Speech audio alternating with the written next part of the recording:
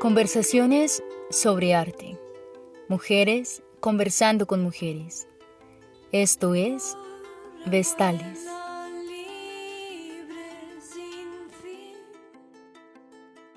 Hola, bienvenidas a todas y a todos una vez más al podcast de Vestales. Hoy tenemos una invitada que es muy especial porque es nuestra primera invitada internacional.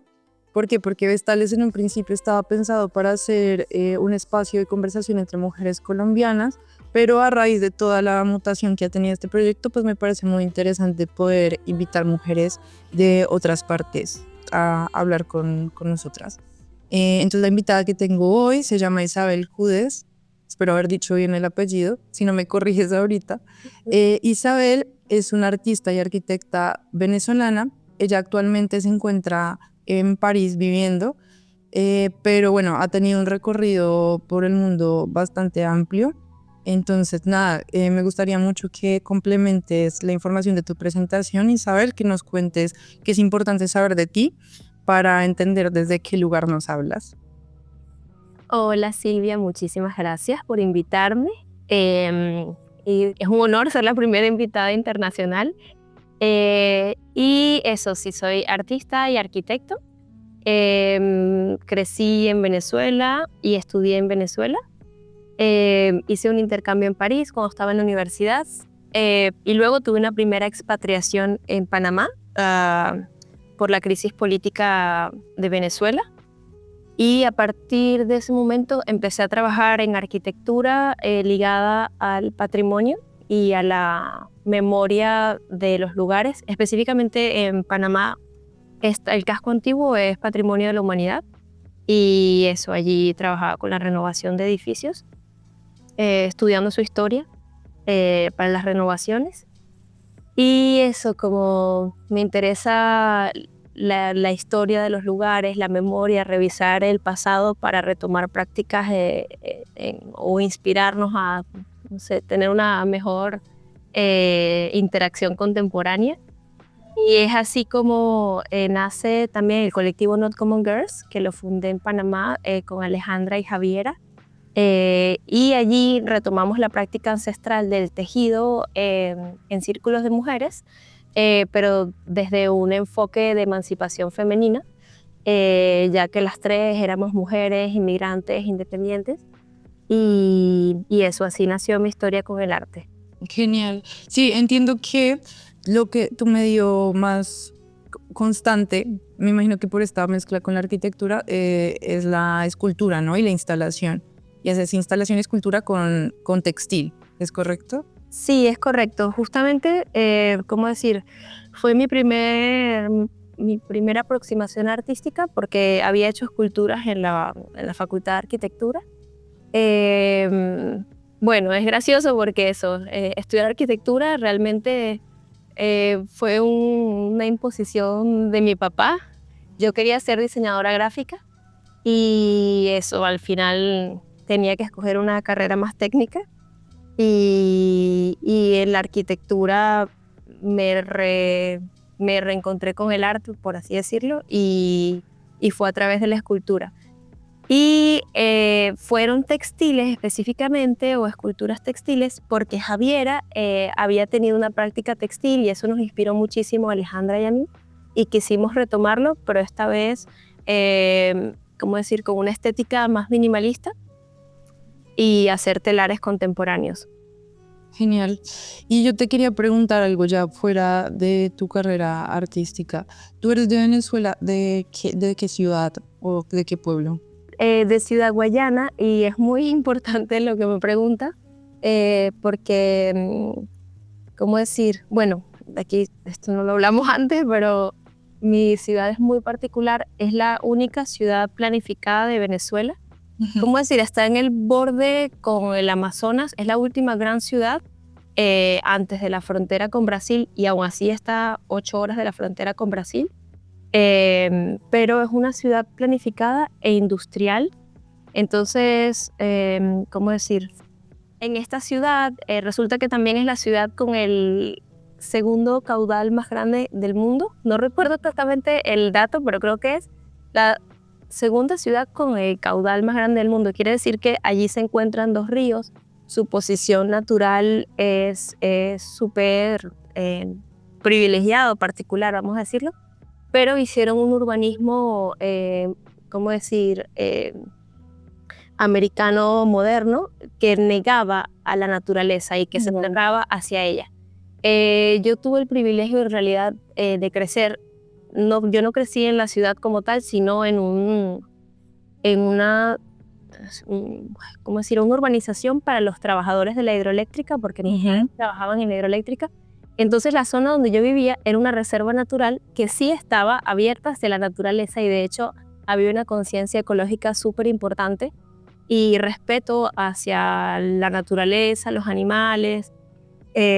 No sé, recuerdo, no se podía conducir a alta velocidad en este urbanismo, y a veces había una manada de capibaras que iban pasando. No sé si sabes cuál es el animal capibara. Sí, para nosotros son los chigüiros. Y eso, como crecí en esta ciudad donde había un tema de industrialización muy fuerte, era una ciudad básicamente obrera, se crearon las más grandes industrias de Venezuela para sembrar el petróleo, entre comillas, y tener nuevas fuentes de ingreso. Entonces, todo el mundo, o la mayor parte de la población, era clase media, y sí, me siento muy privilegiada de haber crecido aquí. Casi que viví en un mundo de fantasía, en una ciudad utópica, donde las diferencias sociales no eran tan grandes y había muchísima inclusividad.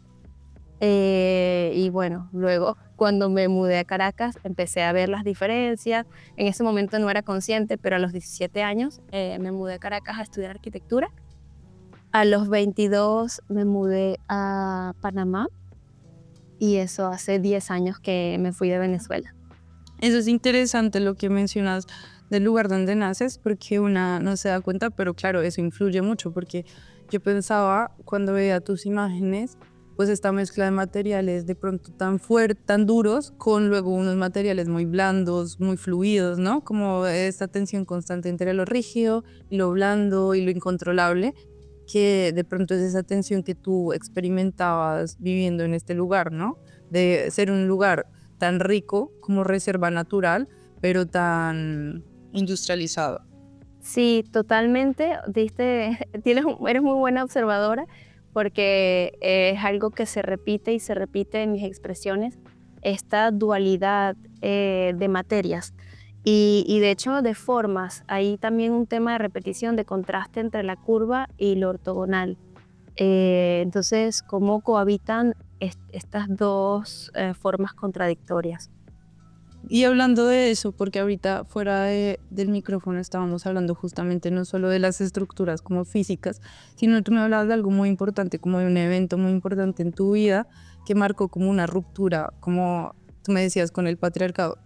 Sí, bueno, me costó muchísimo el punto de traer un recuerdo. Tengo muy buenos y malos recuerdos, pero sin duda algo que sé que marcó mi relación con el arte fue la muerte de mi papá, justamente en el 2017. Bueno, ya sabemos que yo había decidido no explorar el arte para ser la hija del patriarcado.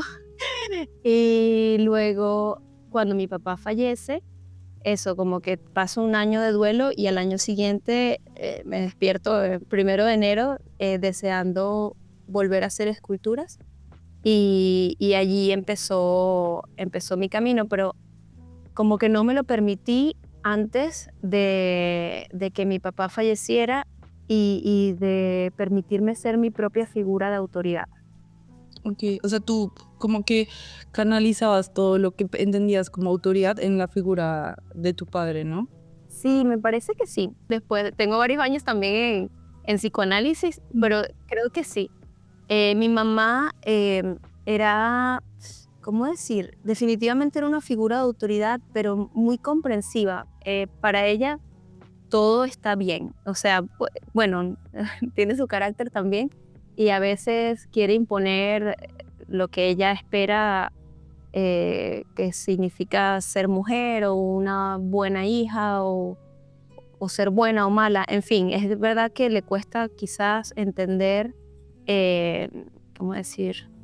Tener una figura inclusiva, una imagen inclusiva de mí, pero mi papá sin duda era mucho más severo, pues como se correspondía más a ese rol del patriarcado, por así decirlo. Sí, es muy interesante lo que mencionas, porque al final, creo que ya lo dijiste acá, como que tú terminaste estudiando arquitectura porque era un deseo de él.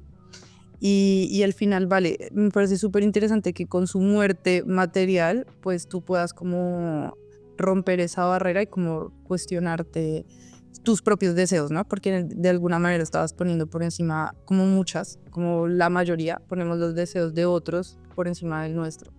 Entonces, pero me parece interesante que igual cuando tú te mueves al arte, no te alejas de la arquitectura, o sea, la integras dentro, o sea, como no es algo que borras, sino que mezclas con tu práctica. Entonces, ¿tú cómo ves eso?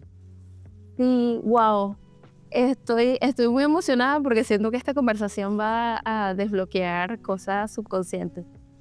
Yo tengo esta condición de extranjera y sé que tengo que tener recursos para poder ir a ver a mi familia, en fin, necesito que mi trabajo produzca dinero.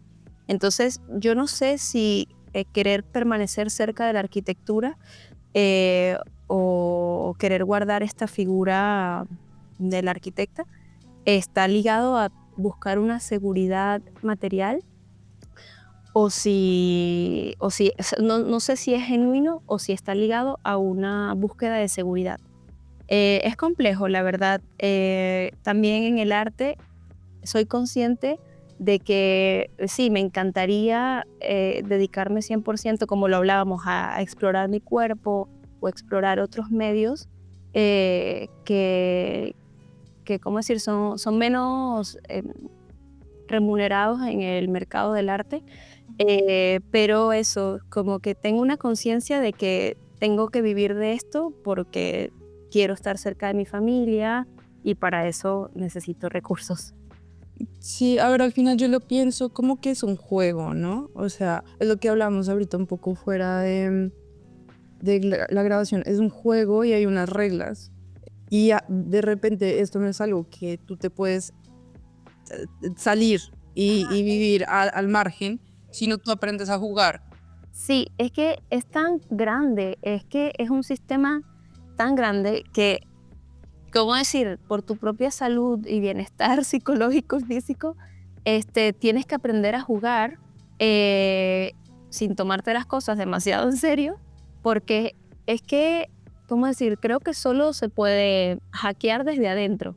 O sea, si te sales, no, es muy probable que más bien pongas en detrimento tu vida y al final quizás no te sientas ni siquiera saludable con lo que estás haciendo.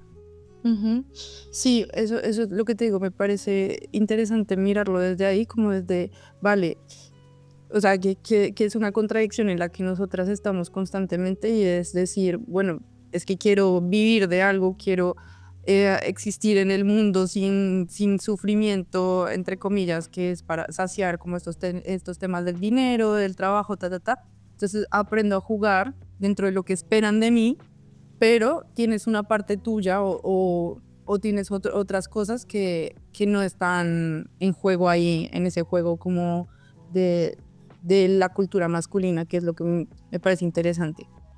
Sí, quería hacer un comentario y es que hay un libro que leí empezando la práctica artística, me lo recomendaron en una clínica artística que hice en Panamá, es de Carol Michels y se llama en inglés, bueno, lo voy a decir en español, Cómo sobrevivir y prosperar como un artista, y luego abajo, venderte a ti misma sin vender tu alma, en el sentido que eso, asegurarnos de que a pesar de que tenemos que, eh, quiero decir, actuar con estos roles con los que no nos sentimos sumamente identificadas y cómodas, o sea, entender que eso no somos nosotras y hacerlo desde nuestra identidad, no quiero decir ni femenina ni masculina, sino nuestra identidad auténtica, pero es un camino súper profundo y hay que conocerse muchísimo para no frustrarse en el intento. Sí, total. A ver, yo creo que son como elecciones libres de alguna manera. Bueno, ni tan, o sea, como están condicionadas por el contexto, pero creo que cada mujer puede tomar una decisión frente a esto y se ve como artista enfrentada a esto en algún punto, que es algo que también he hablado con muchas chicas acá, y es o juegas este juego de como la institucionalidad del arte, también de las galerías, o sea, de darle la razón un poco a los hombres, de vale, sí, tú dime que soy artista, vale, lo que decíamos ahorita, vale, sí, dime que vale mi arte, ok, pero tú sabes que eso no eres tú y que no habla de ti y que no te pertenece porque no es tu cultura, ¿sabes? Con eso me refiero como a una cultura masculina del poder, más que la autoridad es el poder que reclaman por medio de imponerse. Y luego está este tema que también está interesante que lo hablas y es de lo que me comentabas, porque tú vives en París, ¿no? Sí. Y me decías que en París, como en este dinámica de la galería, el hecho de que tú no tuvieras título de artista te limitaba.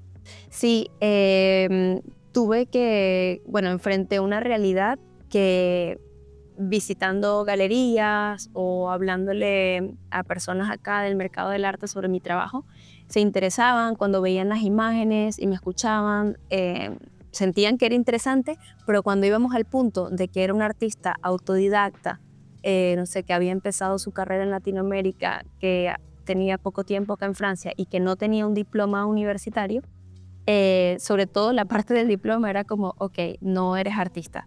Y bueno, eso al final, como hablábamos, les tuve que terminar dando la razón, entre comillas, pero decir, bueno, vale, voy a sacarme el diploma, que conozco artistas, por cierto, que han decidido no darle la razón, decir, yo no voy a tener, porque ya son, como así, ya se diplomaron en sus países y cuando están aquí en Francia se vuelven a diplomar.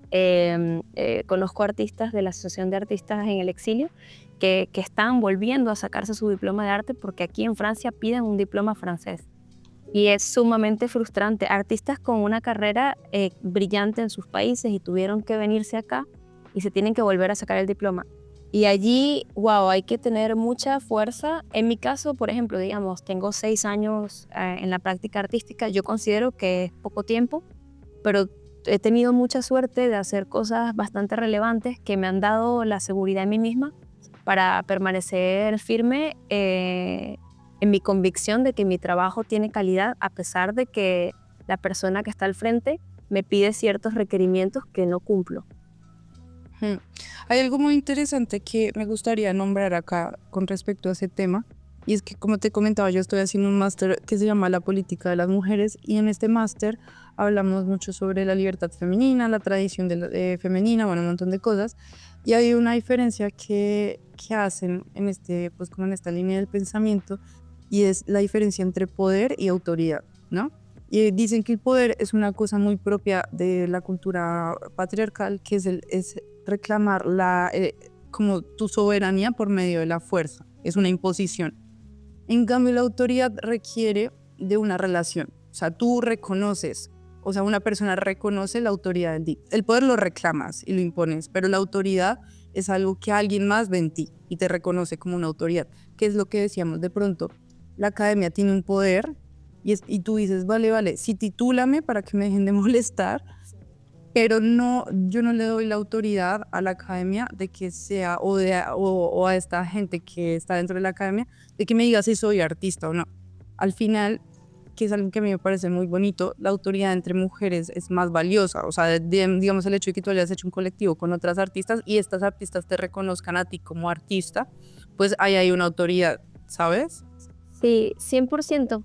Me gusta mucho que lo digas. Realmente nunca había pensado en la diferencia o realmente, ¿cómo decir?, investigado cuál es la diferencia. Pero, ¿cómo decir? Siempre, cada vez que me refiero a esta figura de poder, le llamo autoridad. Y la autoridad es algo que he trabajado desde hace mucho tiempo como arquitecta. Eh, Me enseñaron a tener poder, como tú lo acabas de definir, y ser desagradable, a dar órdenes, no ser, no sé, comprensiva.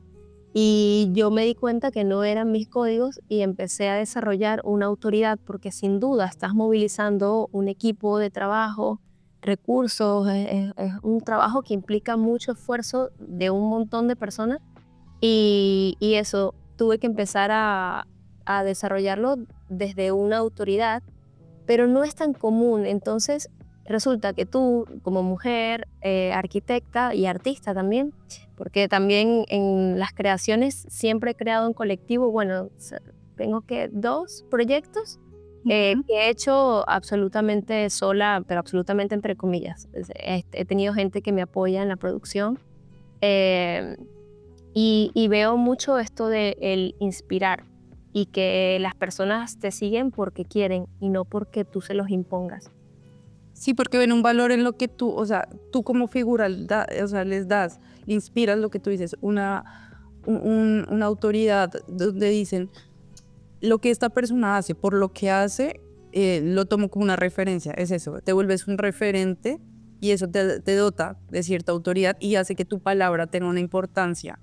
Sí, y acabo de pensar que en Panamá, ayer con la pregunta de los recuerdos, estuve navegando en mis recuerdos y recordé todas las mujeres que nos ayudaron en Panamá. Era increíble. Era como que sacamos este tema a relucir y hubo muchísima sororidad.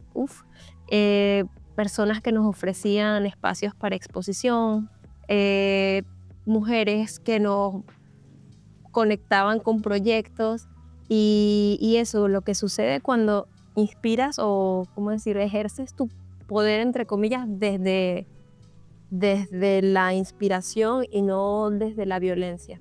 Ujú. Sí, a ver, ahora que se me ocurre, porque alguna vez estaba hablando con mi psicóloga sobre que yo odiaba tener que tener un trabajo paralelo al arte, porque me agotaba Entiendo. mucho emocionalmente, pero a la vez yo tengo esta cosa que yo no quiero entrar en galerías, porque también le tengo mucha fobia como a esa relación. Bueno, pero claro, es lo que hablamos, uno tiene que aprender a jugar sus fichas y decir cómo manejar las cosas para sobrevivir. Pero el caso es que ella me decía como, vete a Francia, porque en Francia invierten mucho más dinero en el arte. Y en esa medida, pues es algo positivo. Pero claro, pensaba, si se invierte mucho más dinero público en el arte, pues estará mucho más institucionalizada, ¿no? Diste en el clavo. ¿Cómo decir? Sí, definitivamente en la institución, bueno, yo ahora, como te comentaba, estoy aplicando a proyectos públicos y bueno, ahí confronto es la política. Resulta que en Francia también hay corrupción y hay veces que los proyectos ya tienen el artista que va a venir, por ejemplo. Entonces dicen que es un llamado a proyectos públicos, pero en realidad ya hay un artista favorito. Pero me atrevo a decir que, bueno, he vivido en 3 países y bueno, tengo familia en muchos países del mundo y creo que aquí hay menos corrupción o hay más espacio para la democracia, que de paso yo pienso que la democracia no existe, pero, eh, pero tienes que definitivamente en Francia aprender a manejar estos códigos que ellos están esperando de ti porque es un país, no me gusta decirlo porque yo estoy muy agradecida con Francia, pero un país con bastantes clichés, entre comillas, y ellos están esperando una imagen de ti o un código y es importante que los conozcas para poder entrar. Sí, total. No, es que a lo que iba con esto de la institucionalización del arte tan fuerte que debe haber en Francia, es que o sea, las instituciones como tal están para acumular el poder, ¿no? Y dárselo al Estado. De alguna manera tú dejas de tener autonomía y autoridad sobre tus cosas y tienes que legitimarla frente a este ente abstracto que son las instituciones. Entonces, claro, me hace mucho sentido pensar que como entonces invierten más dinero y es dinero público y entonces se sienten con el poder de exigirte muchas más cosas, como tu título, digamos, me imagino, tu título de Venezuela o tu título que no es francés no vale y nosotros como institución francesa tenemos que decir si es válido o no, ¿no? O sea, como es una acumulación de poder ahí muy fuerte. Sí, yo pienso que ahora eso es una realidad, pero hay una conciencia en este momento porque, bueno, estoy asistiendo a un espacio que se llama Artagón y allí, vamos a decir, es un espacio solidario. Los cursos son súper económicos y puedes venir y, en fin, empiezas a tejer comunidad artística alternativa, porque, ¿cómo decir?, es un espacio alternativo. Y allí los profesores, vamos a llamarlos profesores, pero personas que han animado talleres, nos han hecho la pregunta, ¿cómo nos sentimos en el mercado del arte? Porque viene, obviamente, asisten son los artistas que están en camino o que están construyendo su propio camino. Vamos a decir, los artistas marginales o marginados, y ahí me incluyo yo, es muy fuerte porque eso, ¿sabes? Como imagínate, tuve un montón de éxito en Panamá y ahora estoy aquí y soy un artista marginal. Y allí he tenido conversaciones muy interesantes. Por ejemplo, yo expresé esta frustración de que me pedían el título y bueno, otras más que son un poco más complicadas de explicar aquí. Y una chica me explicó que desde el colegio a ellos les enseñan que solo hay un lugar, un mejor lugar, o sea, un ganador. Y que ese ganador tiene que competir con los otros, entonces no puede ser simpático con los otros. Y que solo hace las cosas de una manera. Y eso es así desde la escuela primaria. Y wow, cuando ella me dijo eso, yo dije, qué tristeza. O sea, como me sentí feliz de haber crecido en Latinoamérica y ahora valoro mucho más mi cultura. Me ha hecho reconectarme con las cosas buenas de mi cultura, porque he aprendido que todos los territorios tienen sus pros y sus contras, todas las culturas. Y entender que no hay que tomarse las cosas personales, pero sí saber identificar qué está sucediendo en el mercado del arte, cómo yo, con mis códigos y con lo que yo considero que es válido, puedo entrar. Porque es que si negamos todo, porque es, como decir, es un tema sistémico, no se trata de ellos, se trata del mundo, es una visión que yo creo que esa visión está obsoleta y que está a punto de cambiar. Gracias al Espíritu Santo, pero no se trata, ¿cómo decir? No tomarse que es francés o es un tema del capitalismo y de un sistema global, ¿sabes? No podemos pensar que es solo de acá. Sí, claro, lo que tú dices es una cosa global. Claro que cada contexto pues tiene sus particularidades por su historia, ¿no? Particular y en fin. Pero hablando sobre estos temas, porque a mí me interesaba mucho algo que tú me contaste antes de empezar a grabar, y era la idea de que desde muy pequeña tú creciste pensando en que te tenías que ir de Venezuela. O sea, me gustaría que hablaras un poco de eso, porque lo que hablábamos antes era que, claro, como te digo, a mí me interesan mucho las particularidades de cada país, como no, o sea, es verdad lo que tú dices, que hay cosas que son fenómenos globales, pero es verdad que también está chévere como respetar como lo diferente que es cada contexto. Entonces yo te decía que Colombia y Venezuela son muy similares en muchas cosas, pero también muy diferentes. Entonces a mí me gustaría mucho, aprovechando que tú eres de un país distinto al de todas las chicas con las que he hablado acá, que me hablaras un poco de eso, o sea, de lo que fue para ti crecer con esa idea tan fuerte en la cabeza, que muchos colombianos vivimos también, y los latinoamericanos, pero bueno, en tu caso particular, siendo venezolana, me gustaría que me hablaras de eso. O sea, cómo es crecer con una sensación de que te quieres ir de tu tierra. Sí, bueno, primero que nada tengo que decir que no lo dije antes, que estoy muy feliz de ser la primera extranjera, entre comillas, no sé, internacional, me gustó como lo dijiste, y ser venezolana porque lo que hablamos hace poquito, en Latinoamérica ha habido mucha xenofobia hacia los venezolanos, ya que la migración ha sido perturbadora para los países vecinos, y realmente me parece muy bonito que seamos dos mujeres que estamos tejiendo una solidaridad y un diálogo para entendernos, porque justamente nuestros dos países están teniendo en este momento una situación, vamos a decir, migratoria. Hay muchísimos venezolanos y venezolanas que están allí en Colombia. Y sobre la pregunta que me haces, no sé, creo que entro a revisitar muchas emociones fuertes, pero sin duda crecer pensando que tienes que despedirte de tu tierra y despedirte de tu cultura y despedirte de todo lo que amas, no es fácil. Creo que en mi caso creó una situación de rechazo porque estuvo acompañada de mucha violencia. La situación política de Venezuela fue muy violenta durante mi infancia y muy frustrante porque Venezuela era un país precioso, muy rico en muchos sentidos, y saber que tenía que despedirme de este paraíso y que veía cómo lo destrozaban, y sembrar odio, ¿cómo decir? Y wow, no, eso, fue muy duro. Sin embargo, tenía familia en el extranjero, tenía familia en España y tuve la suerte, el privilegio de crecer pensando que podía recomenzar mi vida en otro lugar. Y bueno, era suficientemente doloroso, bueno, bastante doloroso crecer pensando que me tenía que despedir, pero al menos tenía la esperanza de que en otro lugar podía ser recibida.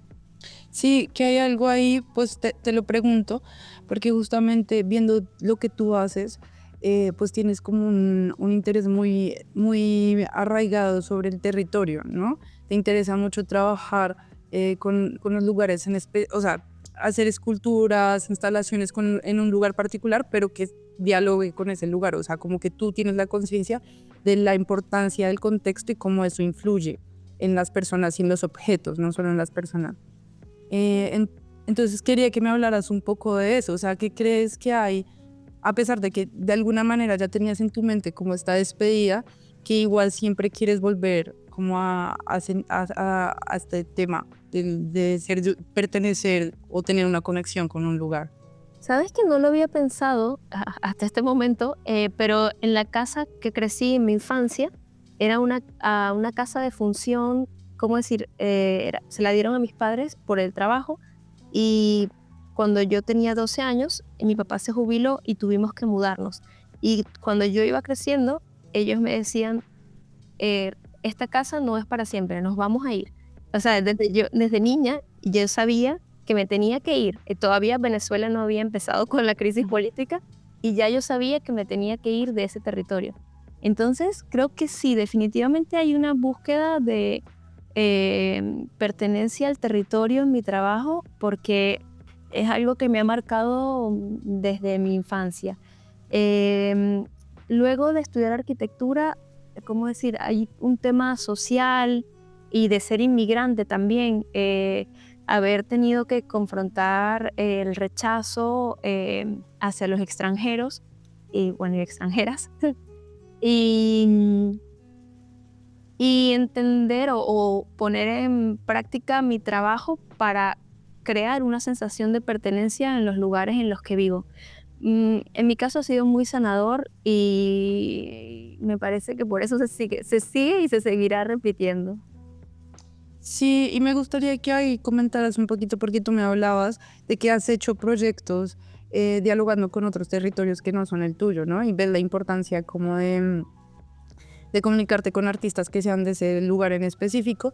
Y no solo eso, sino que me habías hablado de unos performances como que involucraban a otras personas, y de hecho me hablaste del tejido social. Entonces, este tema como de lo que hace un territorio, que no es solo como estas convenciones de nación y patria, patriarcales, sino como el tejido que hay entre las personas y ese tejido, o sea, como crea cultura, me parece muy interesante, ¿no? Entonces, no sé si puedes contarnos también cómo te involucras tú ahí con las personas, con los territorios cuando vas a hacer una obra. ¿Qué te parece importante de eso? Sí, ¿cómo decir? Mi práctica artística se ha basado o la he manejado siempre desde la comunidad. Nunca he querido tener esta figura de el artista o la artista genio que crea o que imprime su individualidad o su mundo personal. Como decir, en mi práctica siempre he tratado de representar un subconsciente colectivo o una búsqueda, hacer dialogar mi individualidad con la colectividad. Ujú. Entonces, eso en Panamá fue a través del colectivo Not Common Girls y allí ciertamente trabajamos sobre todo temas de identidad femenina, no tanto ligado al territorio, pero hicimos proyectos ligados al territorio. Hicimos una obra, por ejemplo, ¿cómo decir? Inspirada en el casco antiguo, donde había un tema de gentrificación.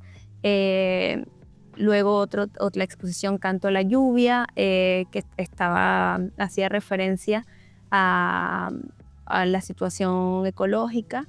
Eso, recientemente participé en este festival de arte menstrual que se llama Cyclé, en París, y allí nos conocimos. Tú también expusiste allí y tuve este espacio para crear un evento y propuse esta performance en donde yo como artista creaba una trama, por así decirlo, y desde una posición excéntrica en esta trama estaba orientando esta creación artística en donde los intérpretes de, vamos a decir, este evento iban tejiendo lo que para ellos representaba la identidad femenina de ciertos materiales. Por ejemplo, puse 5 tipos de hilos y estuvimos conversando como qué podía significar cada hilo, colores de piel, materialidad artificial o no, y la sangre. Habían 2 colores de sangre y expliqué que podía ser sangre de un cuerpo femenino, o sea, sangre menstrual, o link sanguíneo de la familia o del territorio.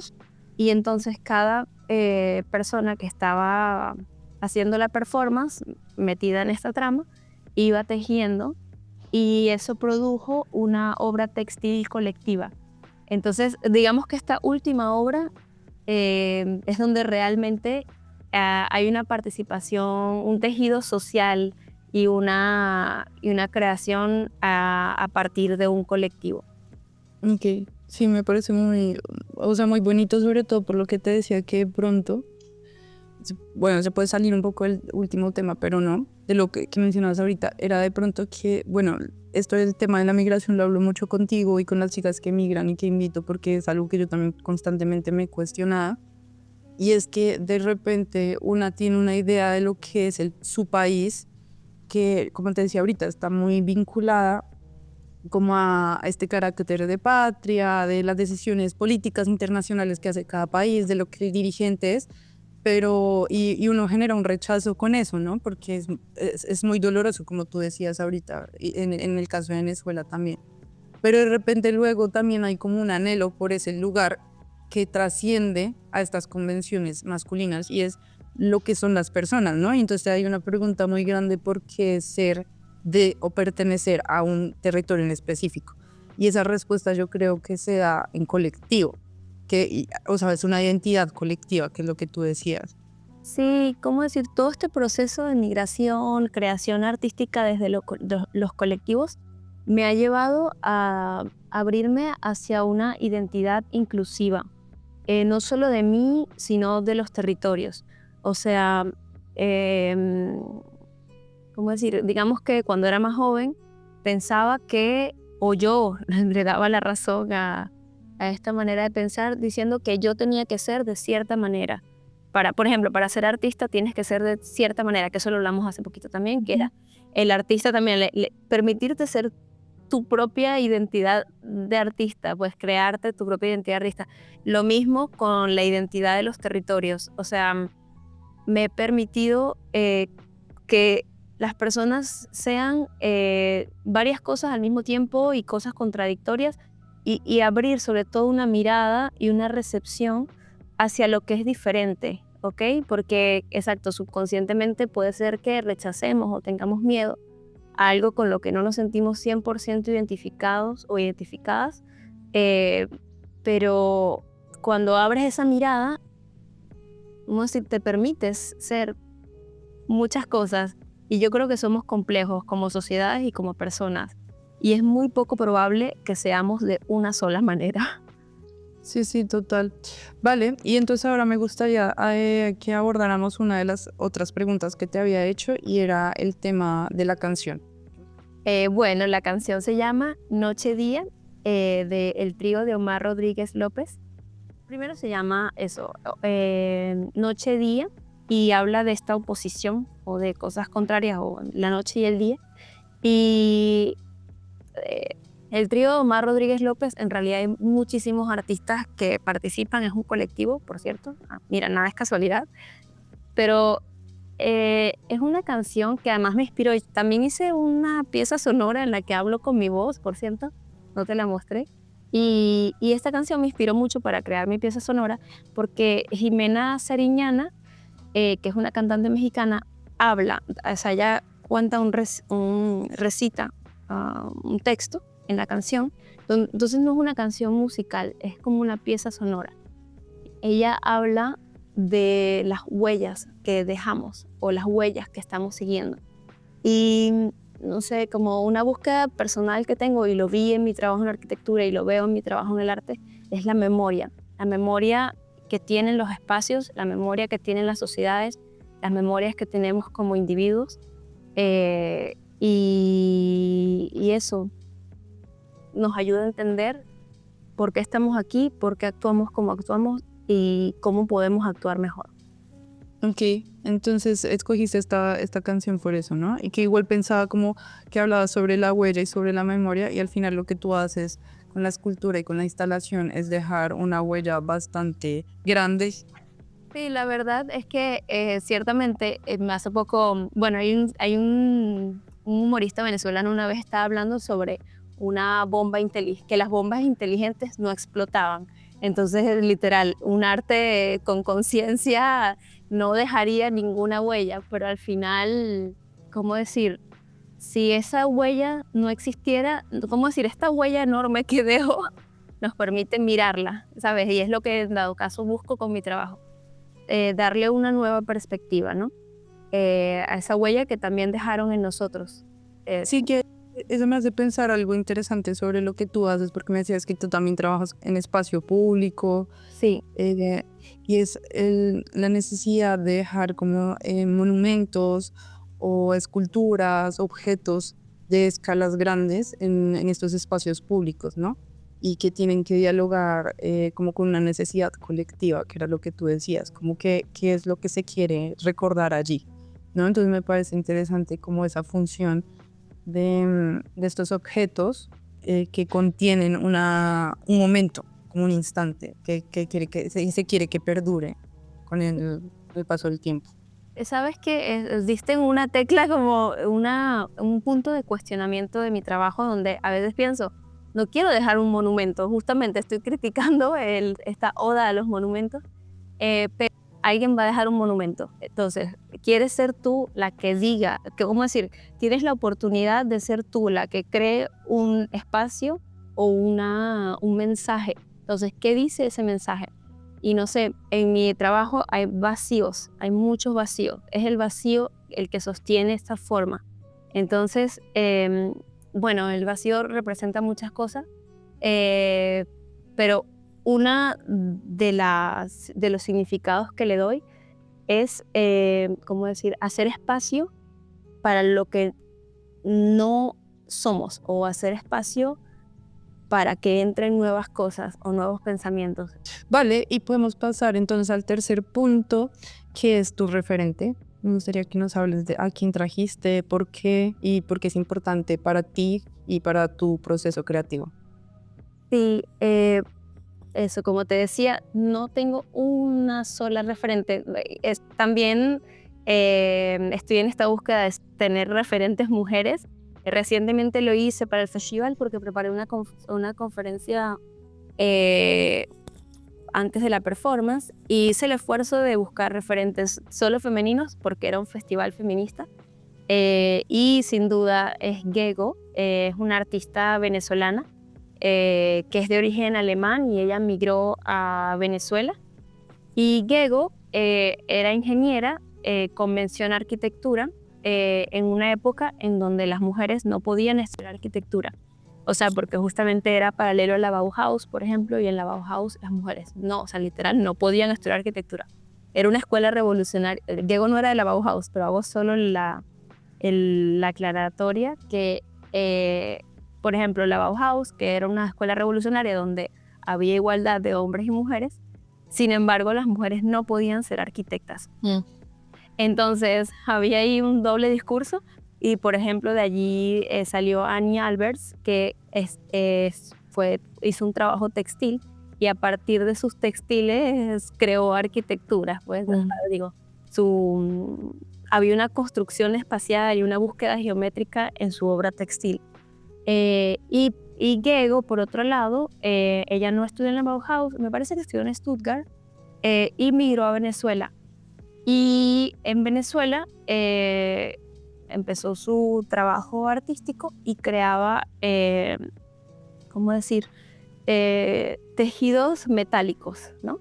Entonces, es esta creación de un tejido a partir de una materialidad rígida y la menciono justamente aquí porque Catherine de Seger, uno de sus libros, que me parece que era El trabajo de las mujeres nunca termina, era en inglés, o es infinito, algo así.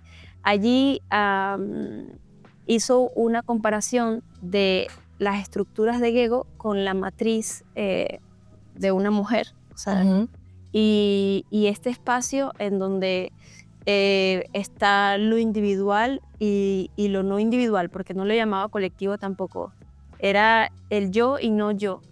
Y eso me inspiró muchísimo porque luego volví a mirar mi obra desde esta perspectiva y me di cuenta que en los tejidos, o porque también trabajo con otros materiales que no son textil, estoy creando matrices, estoy creando esta referencia a una matriz que está donde hay una identidad individual del material que crea una identidad colectiva de la obra global.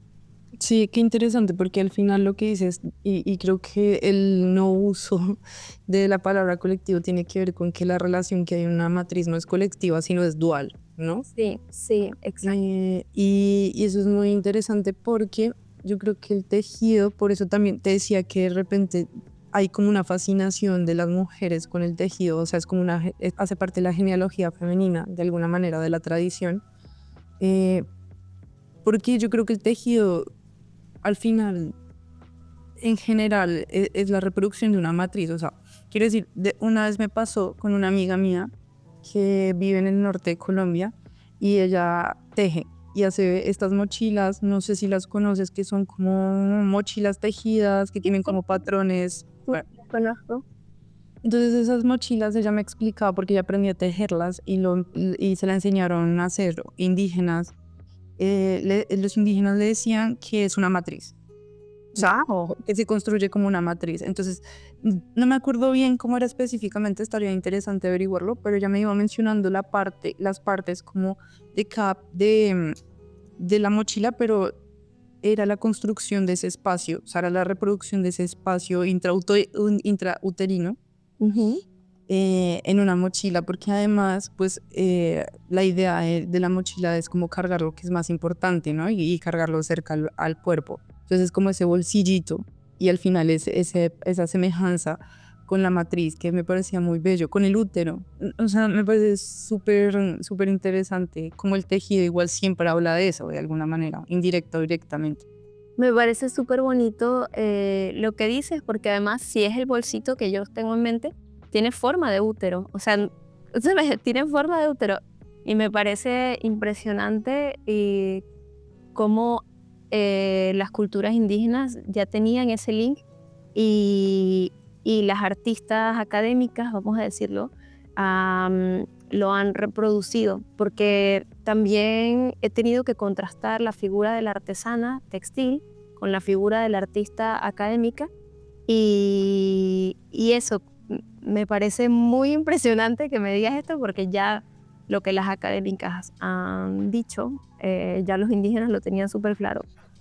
Sí, a ver, esto que mencionas sobre la artesanía y lo textil responde a algo que yo te mencionaba fuera del micrófono sobre lo que me interesaba de Vestales, y era que estuviera lejos un poco de la lógica masculina del arte, y es también como esta división que hay entre lo que es arte y lo que es artesanía, que coincidencialmente lo que es artesanía muchas veces implica tradiciones que son femeninas, ¿no? Entonces es como una forma de quitarle valor a lo que de alguna manera nos toca fibras a las mujeres, que es lo que te decía el tejido. Yo no creo que sea solo porque nos impusieron a las mujeres que nos gustara el tejido, sino que hay algo en el tejido o sea, como en esta excusa para reunirse muchas mujeres a hablar y lo que se teje ahí, que es lo que nos llama a nosotras. Entonces, justamente me parece, porque yo lo que le mencionaba a Isabel, era que cuando yo estudié arte sentí que me enseñaron muy bien cómo performar como un artista hombre, pero que no había espacio para mí desde mi autonomía y mi libertad para estar ahí, porque de repente cosas que me interesaban con relación al cuerpo, con relación al tejido, con relación a oficios como la cerámica, pues estaba relegado un poco a lo que está fuera del arte. Porque el arte se volvió de repente una cosa más del pensamiento que del hacer, ¿no? Que del cuerpo. Entonces, claro, yo creo que responde como a esa discusión que no, o sea, que además es muy infértil con respecto a lo que es arte o no. Sí, a mí me encantó cuando me dijiste que cuando terminaste tus estudios sentiste que no habías aprendido mucho porque ser artista no lo aprendes en la universidad, pues como es un estado de ser, es una manera de vivir. Y algo que a mí me sana mucho para seguir teniendo búsquedas personales y no intentar responder a los cánones sociales es recordar que lo que es arte lo inventó cierta región del mundo con cierto pensamiento y que es una construcción ideológica. O sea, eso no significa que eso no ¿cómo decir? Yo misma no le doy toda la verdad a esa construcción social. Y bueno, lamentablemente lo creó una institución y lo creó la academia. Por suerte, otras regiones del mundo han explorado artes menos académicos y han demostrado que hay un valor inmenso y un aporte social súper importante y están abriendo esa visión. Pero lo más importante es que nosotras mismas como artistas recordemos o no intentemos entrar en esa casillita que nos dijeron que era el arte. Sí, total, no creérnosla, o sea, como no es nuestra. Exacto. Sí, eso me parece súper importante. Vale, Isabel, pues no sé, yo creo que ya podemos ir cerrando la conversación. Ha sido una conversación de verdad muy enriquecedora, estoy muy feliz. He estado un poco nerviosa, pero estoy súper contenta, fluyó muy natural. Sí, entonces no sé si hay algo que quieras agregar a la conversación o despedirte. Eso, bueno, creo que hablamos bastante y estoy muy contenta que me hayas invitado. Me encantó que me contaras que justamente estás en esta exploración personal de o reinventando lo que es el arte y la creación para ti, haciéndolo desde los colectivos y los colectivos femeninos y eso, agradecerte por este espacio. Vale, Isabel, de verdad, muchas gracias por tus palabras y por tu tiempo. Igual agradezco a las personas que se toman el tiempo para escucharnos y que valoran este espacio. Y ya nos veremos en otra ocasión. Mujer.